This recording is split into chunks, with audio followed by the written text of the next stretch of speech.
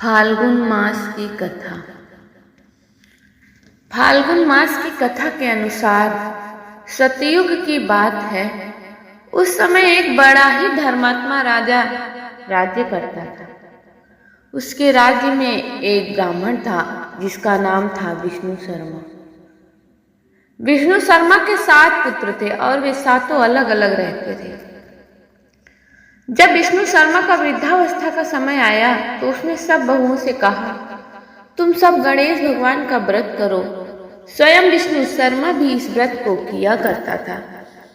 अब बूढ़ा हो जाने पर वह दायित्व अपनी बहुओं को सौंपना चाहता था। जब उसने बहुओं से इस व्रत के लिए कहा तो बहुओं ने नाक सिकोड़ते हुए उसकी आज्ञा न मानकर उसका अपमान कर दिया। अंत में छोटी बहू ने अपनी ससुर की बात मान ली और पूजन के सामान की व्यवस्था करके ससुर के साथ व्रत किया तथा भोजन नहीं किया और ससुर को भोजन करा दिया। जब आधी रात बीती तो विष्णु शर्मा को उल्टी और दस्त लग गए। तब छोटी बहू ने मलमूत्र से भरे गंदे कपड़ों को साफ करके ससुर के शरीर को धोया और पोछा। पूरी रात बिना कुछ खाए पिए जागती रही।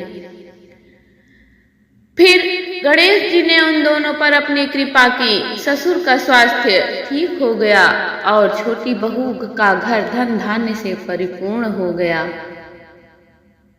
तत्पश्चात अन्य बहुओं को भी इस घटना से प्रेरणा मिली और उन्होंने भी श्री गणेश जी का व्रत किया।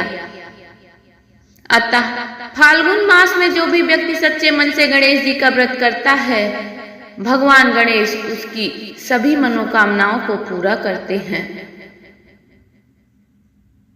हिंदू पंचांग का अंतिम महीना फाल्गुन मास का होता है।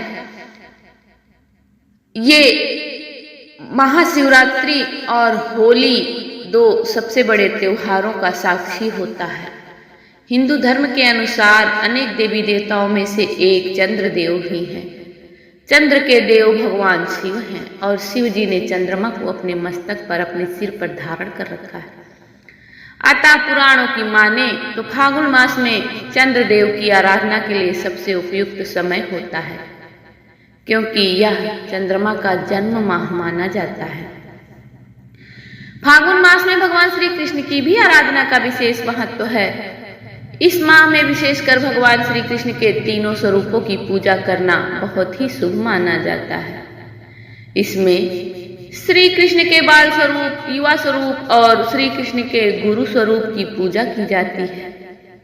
बाल कृष्ण स्वरूप की पूजा संतान पाने के लिए, युवा स्वरूप की पूजा दाम्पत्य जीवन को सुखमय बनाने के लिए और गुरु स्वरूप श्री कृष्ण जी का पूजन मोक्ष और वैराग्य पाने के लिए की जाती है। इसके साथ ही साथ गणेश भगवान के पूजन का भी बहुत ही महत्व है। फाल्गुन महीने में व्यक्ति को अनाज का सेवन कम करना चाहिए एवं मौसमी फलों का सेवन अधिक करना चाहिए। जो भी व्यक्ति फाल्गुन मास में गणेश जी भगवान का, कृष्ण जी का, भगवान भोलेनाथ का पूजन करता है, उसकी सभी मनोकामनाएं, सभी इच्छाएं पूरी हो जाती हैं।